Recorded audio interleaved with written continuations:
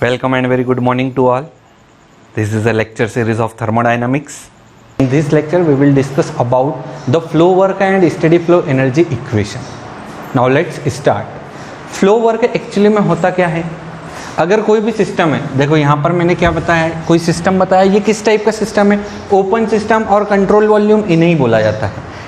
कैसे सिस्टम्स होते हैं जिसमें मास और एनर्जी दोनों इंटर करती है और दोनों दूसरी साइड से क्या हो जाती है, लीव हो जाती है। चलो देखते हैं, ये सिस्टम है, सिस्टम में मुझे क्या निकालना है? फ्लो वर्क निकालना है। फ्लो वर्क क्या होता है? देखो यहाँ पर फ्लो वर्क क्या है, कोई फ्लूइड एलिमेंट इसके अंदर जा रहा है, मान लो कोई भी एयर जा रही है, वाटर जा रहा है, कहाँ जा रहा है? सिस्टम के अंदर कोई फ्लूइड एलिमेंट जा रहा है, तो वो कोई वर्क कर रहा है क्या? अगर वो अंदर जा रहा है तो कितना वर्क कर रहा है, वो बाहर जा रहा है तो कितना वर्क हो रहा है, तो हमको ये सब कैलकुलेट करना है। तो चलो देखते हैं, ये फ्लूइड एलिमेंट है, कोई फ्लूइड एलिमेंट है, ये स्टेट कंडीशन 1 है, जब वो एंटर कर रहा है ये एंटरिंग की कंडीशन है, ये लिविंग की कंडीशन है। ये कौन सी कंडीशन है? लिविंग की कंडीशन है। और ये वाली कंडीशन कौन सी होगी? एंटरिंग की कंडीशन होगी, एंटरिंग की कंडीशन हो गई ना। छोटा सा हमने एक पार्टिकल लिया, अब हमको पूरा निकालना है, तो हम क्या कर रहे हैं, एक छोटा सा पार्टिकल ले रहे हैं फ्लूइड एलिमेंट का, जिसका एरिया कितना है, डी है, और जिसकी लेंथ कितनी है, कोई एक्स।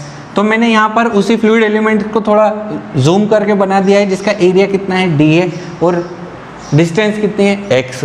तो सबसे पहले क्या, वर्क की डेफिनेशन, कौन सा वर्क है, ये हमारा फ्लो वर्क है। कौन सा वर्क है? फ्लो वर्क है। वर्क की डेफिनेशन क्या होती है? Force into distance, force into distance. चलो ठीक है, फोर्स क्या होता है हमारा? Pressure into area. अगेन इस यहीं से चलते हैं हम, pressure into area into distance. Pressure कितना है, कोई भी एलिमेंट का प्रेशर कितना रहेगा, कोई पी प्रेशर रहेगा। एरिया गिवन है, कितना गिवन है, डी है। डिस्टेंस कितनी है, एक्स। अब देखो, area into distance, area into distance, area into कोई length is known as a volume. तो वॉल्यूम इट मीन्स अगर ये छोटा सा एरिया है तो ये मेरा वॉल्यूम भी कैसा होगा, कोई चेंज इन वॉल्यूम, छोटा सा वॉल्यूम होगा। तो ये मैं क्या लिख देता हूँ इसको, P into D V, simple शब्दों में। नाउ ये जो एलिमेंट है इसका कोई मास है, कितना मास है, dm कोई मास है इसका।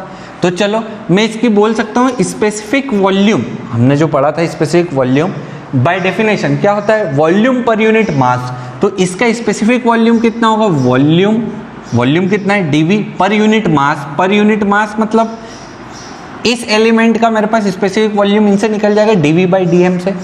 तो अगर ये फ्लो वर्क है, ये मेरा फ्लो वर्क है,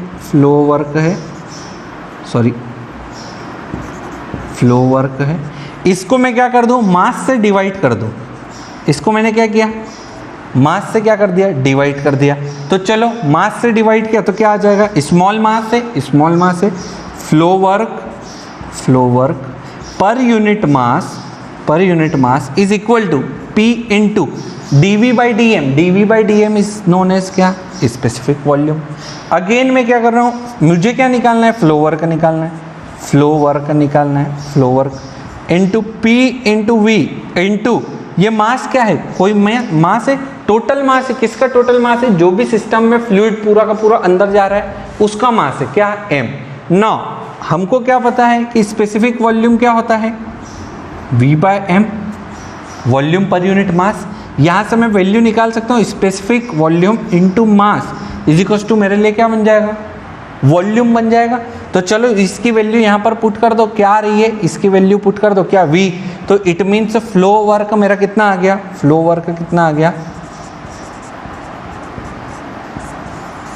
PV।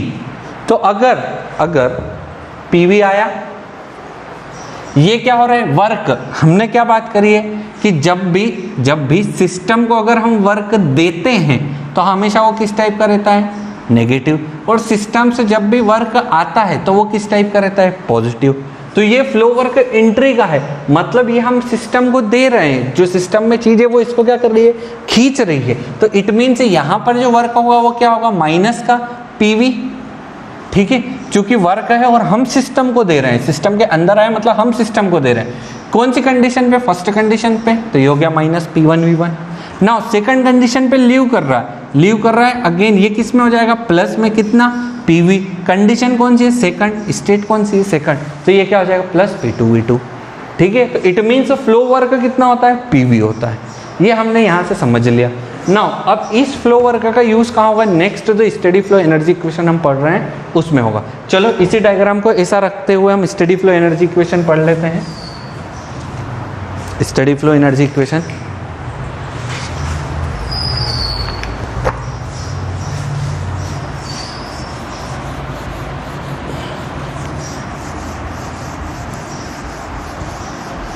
ओह सॉरी, ठीक है, फ्लूइड एलिमेंट की ज़रूरत नहीं है, ठीक है, इसको मिटा देते हैं। लिविंग, ठीक है, इसकी भी कोई ज़रूरत नहीं है अब।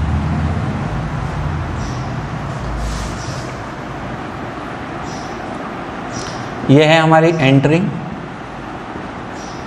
ठीक है, यह है लिविंग, ठीक।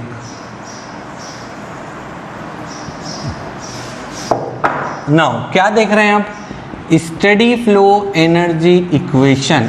Steady flow energy equation, steady flow energy equation में सबसे पहला वर्ड आता है स्टेडी फ्लो। तो कब फ्लो को जो है हम स्टडी बोलते हैं, तो स्टडी कब बोलते हैं, जब ये कोई दो सेक्शन है, मान लो यहाँ से क्या हो रहा है, कोई भी फ्लूइड निकल करके जा रहा है, मैंने एक सेक्शन यहाँ पर बनाया, दूसरा सेक्शन यहाँ पर बनाया, तो जब भी सेक्शंस पे जो फ्लूइड की प्रॉपर्टीज है वो टाइम के साथ, जैसे यहाँ पर कोई T1 टाइम पे इसकी डेंसिटी थी कितनी, T1 टाइम पे इसकी डेंसिटी थी 1000, मान लो वाटर फ्लो हो रहा था, तो T2 टाइम पे भी डेंसिटी कितनी होनी चाहिए, 1000 होनी चाहिए। अगर प्रॉपर्टीज टाइम के रिस्पेक्ट में डिफरेंट सेक्शंस पे अगर सेम है, डिफरेंट सेक्शंस पे टाइम के रिस्पेक्ट में अगर प्रॉपर्टी सेम है, तो उस फ्लो को बोला जाता है स्टेडी फ्लो। क्या बोला जाता है, स्टेडी फ्लो। अब ये हमारा सिस्टम है, ये हमारा सिस्टम है, यहाँ पर कोई एनर्जी और कोई मास एंटर कर रहे होंगे, कोई एनर्जी और मास लीव कर रहे होंगे। तो सबसे पहले ये आ गया होगा आपको समझ में कि स्टेडी फ्लो क्या होता है। इसके बारे में और डिटेल में आएगा जब आप FM सब्जेक्ट पढ़ेंगे, फ्लूइड मैकेनिक्स, तो स्टेडी फ्लो और अनस्टेडी फ्लो के बारे में उसमें बहुत अच्छे से डिटेल्स में सब कुछ बताऊंगा। नाउ चलो, स्टेडी फ्लो एनर्जी इक्वेशंस के लिए सबसे पहली कुछ कंडीशंस होती है, कंडीशंस होती है। क्या कंडीशंस हो सकती है कि मास एंटरिंग एंड लिविंग, मास क्या, entering and living the system, living the system must be same, must be same. इसका मतलब क्या है, जो भी मास एंटर हुआ है वो पूरा का पूरा क्या होगा, बाहर जाएगा। तो मास एंट्री का और मास लिविंग का दोनों ही मास क्या होंगे, सेम होंगे। चलो next, energy entering, entering and living the system must be same, system must be same. Energy जितने भी एंटर होगी वही किसके इक्वल होगी, लिविंग के। तो दो कंडीशन हमारे पास इसमें गिवन दे रखी है। क्या बोल सकता हूं मैं कि M1 यहां से गया है, M2 यहां से गया है, तो मेरी फर्स्ट कंडीशन जो थी उसके according M1 is equals to M2 is equals to कोई कितना है, M मेजर बता दिया गया है ना। इसको लेकर के चले अब एनर्जी एंटरिंग, चलो लेकर के चलते हैं। एनर्जी किसकी, एंटरिंग की, एंटरिंग की किसके इक्वल होगी, अगर सेम होगी इट मीन्स इक्वल होगी किसके, एनर्जी लिविंग के। चलो पूरा लिख देते हैं, एनर्जी लिविंग के। नाउ अब कौन कौन सी एनर्जी ने एंटर किया, भाई अगर यहाँ पर कोई फ्लूइड एलिमेंट था, कोई मॉलिक्यूल था, कोई फ्लूइड था, कोई काइनेटिक एनर्जी ने एंटर किया, कोई पोटेंशियल एनर्जी एंटर हुई, कोई इंटरनल एनर्जी जो खुद उसकी थी। टोटल एनर्जीज कौन कौन सी होती है जो हम सिस्टम को देते हैं, तो कौन कौन सी हो गई, काइनेटिक एनर्जी हो गई, प्लस पोटेंशियल एनर्जी हो गई, प्लस कोई इंटरनल एनर्जी हो गई, प्लस क्या होगा, और क्या देना है सिस्टम को, हम जनरली क्या देते हैं, हीट देते हैं, तो वो हमको क्या देता है, वर्क देता है। तो मतलब हम इसको कुछ ना कुछ हीट दे रहे हैं, वो भी एक टाइप की एनर्जी है। प्लस क्या, ये वाला फ्लो वर्क, चलो इसको आखिरी में लिख देंगे, टोटल वर्क में निकाल देंगे कि वर्क होता क्या है। तो इतनी एनर्जी हम इसको दे रहे हैं।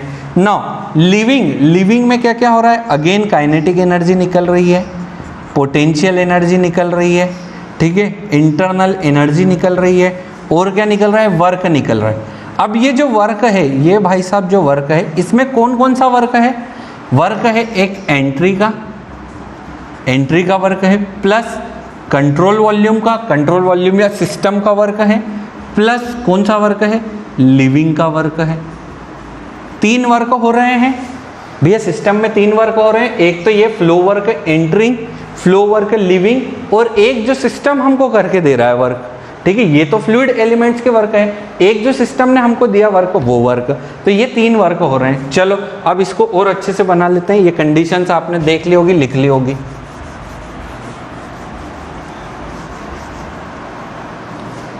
नाउ कोई मास m1 थी, इसकी वेलोसिटी कोई c1 थी, ठीक है। अगर ये मेरा डेटम है, ये मैं इसको डेटम मान लेता हूं, तो ये हाइट जो है लिविंग की हाइट, ये z2 है मेरे पास कोई, और जो एंट्री की हाइट है, ये जो हाइट है एंट्री की, ये कितनी है, कोई z1 है।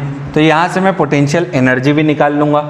c1 है, अगर इसकी वेलोसिटी है तो c2 मेरी आउटलेट वेलोसिटी होगी। और कुछ आ रहा है क्या, चलो अब देखते हैं इसमें। नाउ कंडीशंस लगाओ, energy entering is equals to energy leaving, उस साइड चल देते हैं। चलो energy entering is equals to energy leaving. Energy entering में क्या क्या हो सकता है, हाफ एम वी स्क्वायर, यहाँ पर वेलोसिटी को हमने किससे शो कर दिया, c1 से, तो मैं बोल सकता हूँ c1 का square, plus plus plus potential energy क्या होती है, mgh क्या है यहाँ पर हमारा z1, mgz1। चलो इंटरनल एनर्जी में सिर्फ और सिर्फ किससे शो करता हूँ, u से, तो इंटरनल एनर्जी क्या हो जाएगी मेरी, कोई u1, जो एंट्री करी वो कितनी हो गई, u1, प्लस प्लस प्लस कोई हीट दी उसको q, ठीक है, कोई हीट दी कितनी, q।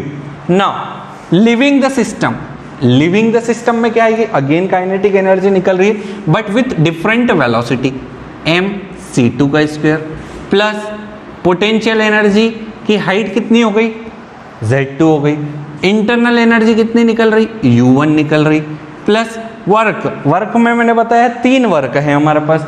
एंट्री का वर्क हमारे पास है कितना, अभी देखा कि एंट्री वर्क का कितना होता है, माइनस का p1v1, तो मैं यहाँ लिख सकता हूँ कि वर्क में क्या आ जाएगा, सबसे पहले माइनस का p1v1, प्लस का कोई कंट्रोल वॉल्यूम जो वर्क कर रहा होगा वो, प्लस लिविंग का वर्क कितना है, प्लस का p2v2, तो प्लस p2v2, ये टोटल वर्क हो गए। सॉरी, ये u2 है, internal energy at living the system. चलो अब इन सबको क्या करते हैं हम, हाँ एक साइड ले आओ, देखो एक टर्म बन रही है u1 और p1v1, अगर p1v1 को मैं इस साइड ले जाऊं तो मेरे पास क्या बचेगा, half mc1 square plus mgz1 plus u1 plus ये p1v1 माइनस में उस साइड जाएगा तो प्लस में आ जाएगा, क्या हो जाएगा, प्लस का p1v1, ठीक है, is equal to, sorry plus का q, इज इक्वल टू में क्या आ रहा है, हाफ mc2 का square plus mgz2 plus u2, इसको p2v2 को भी मैं किसके साथ लिख रहा हूँ, इस u2 के साथ लिख रहा हूँ, प्लस कौन सा वर्क, कंट्रोल वॉल्यूम का वर्क। नाउ एंथैल्पी, हमने कुछ पहले वीडियोस जो फर्स्ट लॉ ऑफ थर्मोडायनेमिक्स और हीट पढ़ी थी, उसमें हमने देखा था कि एंथैल्पी और इंटरनल एनर्जी क्या होती है।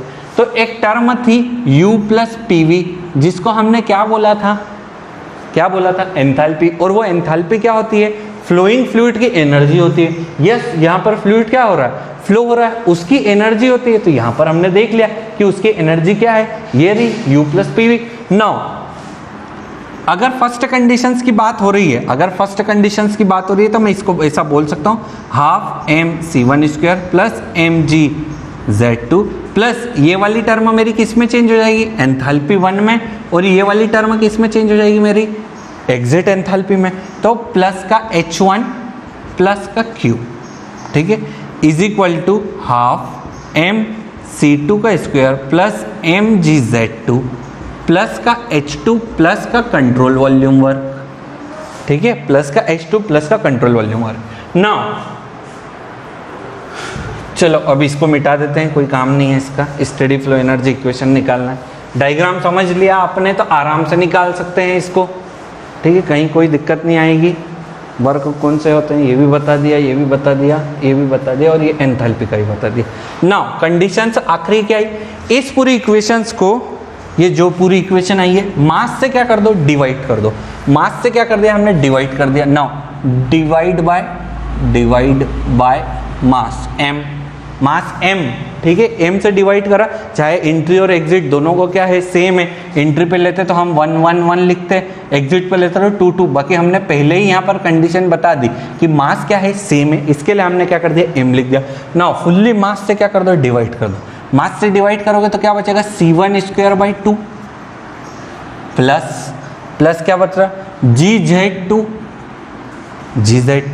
Plus enthalpy at 1, entering enthalpy, ठीक है। कौन सी एंथैल्पी, स्पेसिफिक एंथैल्पी, ठीक है। ये वाली एंथैल्पी कौन सी है, कैपिटल एंथैल्पी है। और हमने बताया था चूंकि इनको मास से जब डिवाइड नहीं करते तो एंथैल्पी बोलते हैं, जब एंथैल्पी को मास से डिवाइड करते हैं तो वो क्या हो जाती है, स्पेसिफिक एंथैल्पी। और इसकी यूनिट क्या होती है, किलो जूल पर केजी, क्या हो जाती है, किलो जूल पर केजी। नाउ नेक्स्ट है क्यू, कैपिटल क्यू बताता है किलो जूल, तो हमने उसको मास से डिवाइड करके किससे डिनोट कर दिया, स्मॉल क्यू से डिवाइड कर दिया, स्मॉल क्यू से रिप्रेजेंट कर दिया। इस साइड क्या बचा है हमारे पास, C2 का स्क्वायर बाई 2 प्लस, सॉरी ये GZ1 था, ठीक है, GZ2 प्लस H2, अगेन इसका फंडा इसके जैसा है, सेम फंडा है, प्लस कंट्रोल वॉल्यूम वर्क, मास से डिवाइड किया, इसके लिए मैंने उस पर क्या कर दिया, मास को डिनोट कर दिया, किससे, डॉट से। तो ये जो इक्वेशन है हमारी, ये जो इक्वेशन निकल करके आई है, ये होती है हमारी क्या, steady flow energy equation, steady flow energy equation. But आप हमेशा यहाँ तक याद रखते हैं और न्यूमेरिकल से इसके बेस्ड पे करते हैं अगर, तो आपका न्यूमेरिकल गलत हो जाएगा। क्यों गलत हो जाएगा, उसका रीज़न क्या है देख लो। ये किस में है, किलो जूल पर केजी में, ये किस में है, किलो जूल पर केजी में, ठीक है। एनर्जी भी किस में है, किलो जूल पर केजी में है। अगेन ये भी किस में है, ये भी एनर्जी है, तो ये भी किस में है, किलो जूल पर केजी में। ये दो भाई साहब किस में है, अब देख लेते हैं। भाई ये क्या है, वेलोसिटी है, तो इसकी यूनिट क्या होगी, वेलोसिटी की होती है मीटर पर सेकंड स्क्वायर है, तो ये हो जाएगा मीटर स्क्वायर पर सेकंड स्क्वायर। अगेन इसको भी अगर हम देखें, इसकी यूनिट क्या है, तो जी की यूनिट होती है मीटर पर सेकंड स्क्वायर, और ये भी क्या है, मीटर है। तो इट मीन्स मैं बोल दूं कि इसकी यूनिट भी क्या है, मीटर स्क्वायर पर सेकंड स्क्वायर। तो चलो ये दोनों तो मीटर स्क्वायर पर सेकंड में है, तो इसको किलो जूल पर केजी में कैसे रिप्रेजेंट करें, नहीं ये पहले से रिप्रेजेंट थी, कैसे थी वो देखते हैं। क्या था, हाफ mv स्क्वायर, ये काइनेटिक एनर्जी होती है। एनर्जी इट मीन्स ये किस में थी, जूल में ही थी। भाई हमेशा एनर्जी किस में रिप्रेजेंट होती है, जूल में। जूल क्या होता है, जूल कहाँ से मिला है, न्यूटन, मीटर से मिलकर के क्या बनता है, जूल। न्यूटन क्या है, फोर्स की यूनिट होती है न्यूटन, जो कि क्या होता है, मास इनटू एक्सेलरेशन। मास की यूनिट क्या होती है, केजी। एक्सेलरेशन की यूनिट क्या होती है, मीटर पर सेकंड स्क्वायर। रख दो सब यहाँ, इसकी वे न्यूटन की यूनिट क्या है, केजी मीटर पर सेकंड स्क्वायर इनटू मीटर। तो मैं इसको बोल सकता हूँ केजी मीटर स्क्वायर पर सेकंड स्क्वायर। अब जब मैंने एनर्जी को मास से डिवाइड किया, जब मैंने इस पूरी चीज को मास से डिवाइड कर दिया, तो केजी से केजी कैंसिल आउट होगा। इसके लिए मेरे पास यूनिट क्या बची, मीटर स्क्वायर पर सेकंड स्क्वायर बची। बट ये कहाँ से आई थी, जूल से। सारी वैल्यूज किस में है, किलो जूल में। तो इसको क्या करना पड़ेगा, जब आप 1000 से डिवाइड कर दोगे, जब इस एनर्जी को मैं 1000 से डिवाइड कर दूंगा, तो ये चेंज हो जाएगी किस में, किलो जूल में। हो जाएगी या नहीं हो जाएगी, बताओ, समझ में आ गया आपको। ये किलो जूल में कन्वर्ट करने के लिए हमको क्या करना पड़ेगा, 1000 से डिवाइड करना पड़ेगा। इट मीन्स ये किस प्रकार हो जाएगा, ये C1 स्क्वायर डिवाइडेड बाय क्या आ जाएगा, 2000। कितने भी न्यूमेरिकल से देख लो, पीके नाग उठा लो, चाहे कोई भी बुक उठा लो, हमेशा जब भी इक्वेशन यूज होगी आपको 2000 दिखेगा। क्यों दिखेगा, उसका रीजन यहाँ पर है। एनर्जी जूल में थी, हमने उसको देखा, वो आ तो बिल्कुल इसी फॉर्म में रही है, बट जूल में थी। हमको किस में लाना है, किलो जूल में। हमको क्या करना पड़ेगा, 1000 से डिवाइड करना पड़ेगा। इसी के लिए हमेशा आपको इसके नीचे क्या क्या मिलेगा 2000। नाउ नेक्स्ट भी देख लेते हैं, नेक्स्ट क्या है, GZ1 है। अगेन पोटेंशियल एनर्जी क्या होती है, mgh। चलो mgh होती है, इसकी यूनिट क्या होती है, जूल। भाई ये क्या है, चलो ऐसे नहीं निकालते हो तो अपन निकाल लेते हैं बस, मीटर पर सेकंड स्क्वायर इंटू मीटर। ये अभी देखा हमने न्यूटन की यूनिट है, न्यूटन मीटर है, ये किस में बनेगी, जूल में। ऐसे ही आता है, ऐसे ही आती है यूनिट। ना किस में आई, जूल में। हमको क्या चाहिए, किलो जूल चाहिए, तो हमको क्या करना पड़ेगा, 1000 से डिवाइड करना पड़ेगा, तो ये किस में कन्वर्ट हो जाएगी, किलो जूल में कन्वर्ट हो जाएगी। इसी के लिए हम इसको भी क्या करते हैं, 1000 से क्या कर देते हैं, डिवाइड कर देते हैं। ध्यान रखना, यूनिट कन्वर्जन सबसे इंपॉर्टेंट चीज है। जब तक आप सेम यूनिट में नहीं रखोगे आपका आंसर कभी भी सही नहीं आएगा। डायरेक्ट अगर वेलोसिटी और उसने Z1 Z2 की हाइट दे दी है, अगर आप डायरेक्ट यहाँ पुट करें कभी आंसर सही नहीं मिलेगा। जब तक ये सारे किलो जूल्स में हैं, आपको इनको भी किस में कन्वर्ट करना पड़ेगा, किलो जूल में कन्वर्ट करना पड़ेगा। नेक्स्ट सेम, ये तो किलो जूल में ही है, plus Q again kilo joule में, कोई दिक्कत नहीं। C2 बाय अगेन 2000 से क्या, 1000 से क्या कर देंगे हम, डिवाइड कर देंगे, 1000 से डिवाइड कर देंगे। अगेन हमारे पास यहाँ पर क्या आ गई, पोटेंशियल एनर्जी। अगेन क्या कर दिया, इसको किलो जूल में कन्वर्ट कर दिया, किलो जूल में कन्वर्ट कर दिया, plus H2 plus control volume का वर्ग। अब आप कोई से भी न्यूमेरिकल्स निकाल लो, अब कोई सा भी न्यूमेरिकल ले लो स्टेडी फ्लो एनर्जी इक्वेशंस का, हर न्यूमेरिकल में यही इक्वेशन कहीं ना कहीं यूज होगी। ठीक है, इसकी एप्लीकेशन से कहाँ है भाई, ये किस टाइप का सिस्टम था, ओपन सिस्टम था। अगर ओपन सिस्टम था तो इसकी कहाँ पर एप्लीकेशंस थी। अगर ओपन सिस्टम्स की मैं बात करूँ, ये इक्वेशंस आपने लिख ली होगी, एक बार वापस से देख लो, मिटा नहीं रहा हूँ, एक बार वापस से देख लो, इंपॉर्टेंट है, याद रख लो, ये हमेशा आपको याद होनी ही चाहिए। कुछ भी हो, स्टेडी फ्लो एनर्जी इक्वेशंस आपको याद होनी ही चाहिए। एफएम में काम आएगी, टीईजीडी में काम आएगी, हो सकता है आरईसी में भी इसका काम आ जाए। तो नाउ अब देखते हैं कि ये इसके एप्लीकेशंस कहाँ पर है, एप्लीकेशंस कहाँ है, या इसके एग्जांपल्स कौन कौन से होते हैं। चलो, तो इसके एग्जाम्पल्स कौन कौन से हैं, एग्जाम्पल होते हैं हमारे टरबाइन। ओपन सिस्टम में एक साइड से मास आता है, दूसरी साइड से मास चला जाता है। कंप्रेसर है, एक साइड से मास आ रहा है, कंप्रेस हो रहा है, एनर्जी आ रही है, कंप्रेस हो रही है, रिलीज हो रही है सेकंड साइड से। और क्या है, नोजल्स है, डिफ्यूजर्स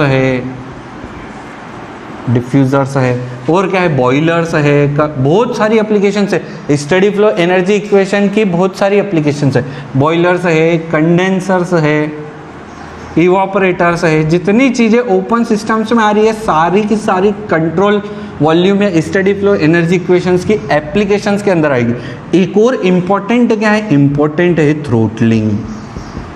थ्रोटलिंग की जो प्रोसेस है वो बहुत इंपॉर्टेंट प्रोसेस है।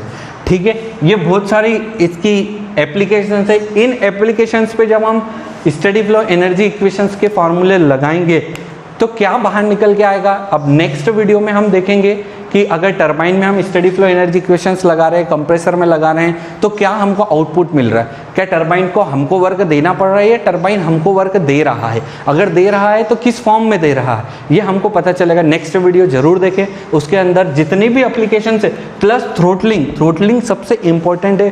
थ्रोटलिंग के बारे में ज़रूर देखेंगे। उसके जस्ट नेक्स्ट वीडियो में आपको मिलेगा इसके न्यूमेरिकल्स, किसके, स्टडी फ्लो एनर्जी इक्वेशंस के, जो कि बहुत इंपॉर्टेंट है। हर एग्जाम्स में आते हैं, चाहे आप इसरो ले लो, DRDO ले लो, गेट ले लो, और आपकी यूनिवर्सिटी एग्जाम्स ले लो, सब में आपको इसके क्वेश्चन जरूर मिलेंगे। इस वीडियो को लाइक करें, शेयर करें, कमेंट करें, चैनल को सब्सक्राइब करें। धन्यवाद।